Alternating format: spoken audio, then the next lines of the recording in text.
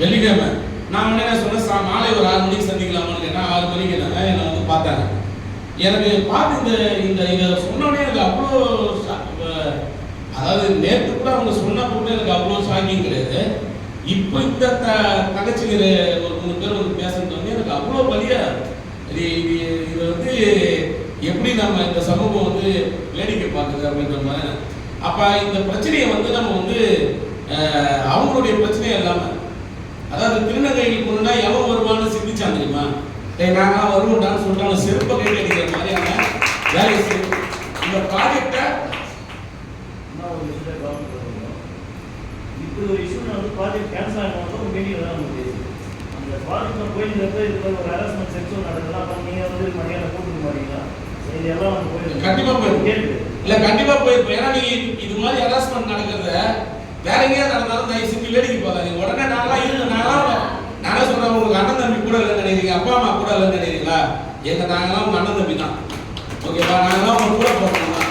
உங்களுக்காக உடனே எப்படி நாங்கள் வந்து வாயடிச்சவங்களுக்கு எந்தெந்த இடத்துல எவன் நலிஞ்சு இருந்தாலும் அவங்க பின்னாடி நிற்கிறது தான் எங்களுடைய வேலை. அதெல்லாம்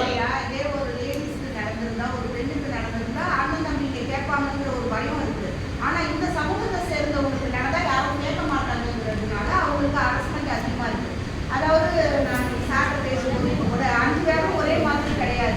ஒரு சிலர் சொல்றது தப்பாக வந்து திருநங்கைகளா அவங்க ஆகுனா இந்த பழியை தான் நம்ம மேலே போடுவாங்கன்னு நம்பாத வர்க்கமும் நம்ம மனிதர்கள் கிட்ட இருக்கிறதுனால அதை அவங்க அட்வான்டேஜாக யூஸ் பண்ணிக்கிறாங்க. அதுதான் என்னன்னா, இனி அப்படி நினைக்காதீங்க. நாங்கள் எல்லாம் உங்களுக்காக நாங்கள் மட்டும் சொல்ல, இப்போ இங்கே இருக்கிறவங்க மட்டும் கிடையாது, இன்னும் பல பேர் வந்து இன்னைக்கு வர முடியாதவங்க இருக்கட்டும், நாங்கள் எல்லாரையும் ஒன்று திரட்டி இதை வந்து நாங்களே வந்து ஒரு ஒருங்கிணைப்பை உருவாக்கி இதற்கு அழைப்பு நாங்களே கொடுத்து இதே சீத்தலை தலைமையா நீங்க வச்சு பின்னாடி நாங்கள் எல்லாம் நிற்போம். அது கவலைப்படாது, யாரோ தலைமை சீத்தலையே முன்னாடி தலையில நிற்க வச்சு எங்களுக்கு எல்லாம் தலைவி சீத்தல் தாண்டான்னு சொல்லிட்டு நாங்கள் எல்லாம் பின்னாடி நின்று வேலை செய்வாங்க.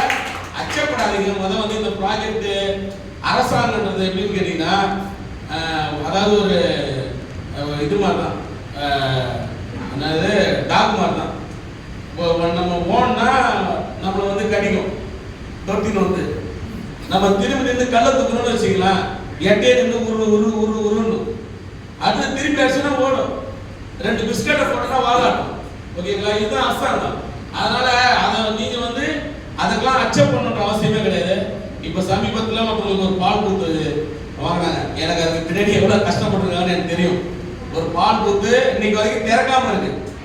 இன்னைக்கு வரைக்கும் அந்த பால் பூத்தி எவ்வளவு போராடி ஒரு பால் பூத்து வாங்கினாங்க. அந்த பால் பூத்தை இன்னைக்கு வரைக்கும் திறக்க முடியல. என்னன்னு கேட்டீங்கன்னா, அமைச்சர்கள் யாராவது வந்து திறக்கணும், பொலிட்டீஷியன்ஸ் திறக்கணும்னு அப்படின்றதுக்காக அதை தள்ளி வச்சுன்னு வராங்க. இது மாதிரி இவங்களுக்கு வந்து அதாவது ஒரு செக்ரட்டரி ஆண்ட பேசும்போது சொன்னாரு, இவங்க எல்லாரையும் ஆர்கனைஸ் பண்ணிட்டு ஒரு நாள் சொல்லுங்க, சீத்தலுக்கு சொல்லுங்க, ஆர்கனைஸ் பண்ணி ஒரு மீட்டிங் போட சொல்லுங்க. நான் இங்கேயே வந்து அவங்களுக்கு என்னென்ன தேவை, டைலரிங் வந்து அவங்களுக்கு என்னென்ன எக்யூப்மெண்ட்ஸ் வேணுமோ நான் எடுத்து தரேன், அவங்களுடைய சுய தொழில் தொடங்கிறதுக்கு நான் உதவி செய்கிறேன் அப்படின்னு சொல்லி சொன்னார். நான் அதை கூட நான் சீத்தல்கிட்ட ஒரு தடவை பதிவு பண்ணேன். அதுக்கப்புறம் இந்த தேர்தல் அறிவிச்சதுனால அது அப்படியே தள்ளி போயிடுச்சு. ஆனால் வந்து என்னன்னா, இது இந்த இயக்கம், இந்த சகோதரன் சமூக நல இயக்கம் உருவானதுக்கு பிறகு இங்க இருக்கக்கூடிய திருநங்கைகள் 100% மாற்றத்தை நம்மளால தந்துட முடியாது. உடனடியாக வந்து 100% மாற்றத்தை தந்துட முடியுமா? நிறைய பேர் கேட்கறான், இன்னும் நேரு வீதியில் வந்து இன்னைக்கு வந்து கடற்கடையே ஏறுகிறாங்கன்னு. நேரு வீதியில அன்னைக்கு கடற்கடையே ஏறின ஒரு சகோதரி நான் இங்கே பார்க்கறேன். அவங்களுக்கு எந்த மூலமா கிடைச்சது அந்த வாய்ப்பு? சீத்தல் என்ற ஒரு அடையாளம், அந்த சமூகத்துக்காக உழைத்ததுடைய விளைவு இன்னைக்கு அவங்களுக்கு வந்து ஒரு அடையாளம் கிடைச்சது. அப்ப இந்த உழைப்பு தொடர்ச்சியா இருக்கும்போது தான் அந்த அந்த தீர்வுன்றது கிடைக்கும். இன்னும் 100% நம்ம மாற்ற வேண்டிய கட்டாயம் இருக்கு. அப்ப அவங்களுக்கு சுய தொழில் தொடங்கணும். அவங்களோட அடையாளம், ration card, voter ID card, அவங்க சொன்னாங்க இந்த ப்ராஜெக்ட் மூலமா நான் பேன் கார்டுல இருந்து ஆதார் கார்டுல இருந்து எல்லாம் அவங்க வாங்கி தரேன். ஒரு கட்டத்தில் அவங்க யாருக்குமே இருக்கிற இடமே இந்திய பிரஜையாவே இந்த நாடு அடையாளப்படல. திருநங்கைகள் அவங்களை எந்த இருக்கிறாங்கன்னே தெரியாத நிலைமை இருந்தது. அப்ப அவங்க வந்து இன்னைக்கு தொடர்ச்சியான போராட்டங்கள் வாயிலாக இந்த சமூகம் வந்து அவங்க 3ஆம் பாலினமா அங்கீகரிச்சிருக்கு. இந்த 3ஆம் பாலினத்துக்கு உரிய உரிமைகளை தரணும் போது அவங்களுக்கான பாதுகாப்பான எது தரணும்? அரசாங்கத்தினுடைய மூலமாக கிடைக்கக்கூடிய திட்டங்கள் மூலமாக தான் கிடைக்கும். அந்த திட்டங்களே இந்த அரசாங்கம் தடுக்குனாக்கா அந்த அரசாங்கத்தை எதிர்க்க வேண்டிய அவசியம் நம்ம போன்ற சமூக ஆர்வலர் சமூக இயக்க தோழர்களுக்கு என்னுடைய கருத்தா நான் சொல்றேன்.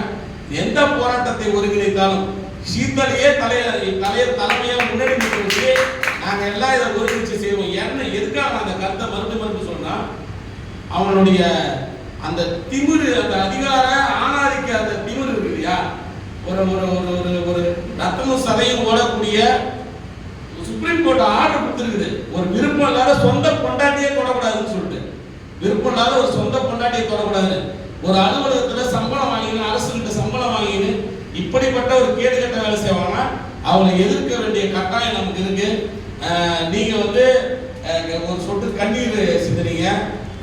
அந்த கண்ணீருக்கு கட்டாயமான, ஏன்னா உங்களுடைய உழைப்பு வந்து புனிதமானது. உங்களுடைய உழைப்பை நான் வந்து தொடர்ச்சியாக கிட்டத்தட்ட 2005 அந்த அறிமுகமான காலத்தில் வந்து பார்த்துக்கிறேன். அதனால உங்களுடைய உழைப்புக்கான பலன் கட்டாயமாக கிடைக்கும். நீங்க இந்த சமூகத்தை இப்போ கூட அவங்க அந்த ப்ராஜெக்ட் எனக்கு வேணான்னு சொல்லிட்டு இந்த பாலியல் சென்டர் இருக்கும்போது இந்த ப்ராஜெக்ட் வேணான்னு சொல்லிட்டு தூக்கி போட்டேன் அப்படிதான் எனக்கு நேற்று சொன்னாங்க. எனக்கு வேணான்னு சொல்லிட்டு தூக்கி போட்டு வந்தேன் நான். ஆனால் இப்போ என்னன்னா மற்ற தோழர்கள் வந்து நம்ம சகோதரிகள் வந்து இதன் மூலமா ஒரு சிலருக்கு நம்ம நிறைய உதவி செஞ்சுமே, அந்த உதவி போய் சேராம போயிடுச்சுன்னா என்ன ஆகும்னு சொல்லிட்டு ஃபீல் பண்றாங்க. அதனாலதான் திரும்ப ஆமா அந்த ப்ராஜெக்ட் நான் எடுக்கிறேன். அதனாலதான் நான் சொல்றேன், நான் என்ன சொல்றேன், நீங்க என்ன தெரியல நாங்களே சேர்ந்து தேர்தலில் இறங்குறோம். நான் நேற்றே ஒரு விஷயம் சொன்னேன், நம்ம இதுக்கு மேல உங்களுடைய போராட்டங்கள் வந்து அவன் விமர்சிக்கக்கூடிய போராட்டங்களா இருக்கக்கூடாது, அவனை மிரட்டக்கூடிய போராட்டமா மாற்றணும். ஏன்னா அவன் சொல்றான் இல்லையா, இவங்க வந்தாங்கன்னா இவங்க வந்து ட்ரெஸ்ஸை கட்டி நிற்கிறாங்க இதெல்லாம் சொல்றான். ஓகேவா, இவங்க வந்து இப்படிதான் போராட்டம் பண்றான் அப்படிதான் போராட்டம் பண்ணணும். நானும் சொல்றேன், பெரியாரையும் அம்பேத்கரையும் மார்க்சியத்தையும் கையில வச்சுக்கின்னு அந்த தடியால அடி போன்ற அரசியலை தொடர்ச்சியா செய்வோம். அந்த சமூக விடுதலையை நோக்கி பயணிப்போம். ஓகேங்களா, அதனால நீங்க எந்த விதத்திலையும் அச்சப்படாதீங்க. உங்க ப்ராஜெக்ட் கிடைக்கிறதுக்கு தொடர்ச்சியாக நான் சார்ந்த மாணவர் கூட்டமைப்பு மட்டுமல்லாமல் இங்க வந்திருக்கக்கூடிய சமூக இயக்கங்கள் மட்டும் இல்லாம இன்னும் பல்வேறு அரசியல் கட்சி சமூக இயக்கங்களை மீண்டும் ஒரு கூட்டம் நடத்தி எல்லாரும் ஒன்று சேர்த்து நம்ம இதுக்கான அடுத்த கட்ட பயணத்தை பத்தி யோசிப்போம். இறுதியா வந்து நம்ம தோழர்கள் வந்து எது போன்ற முடிவு எடுக்கலாம் அப்படின்ற கருத்தை சொல்லலாம்.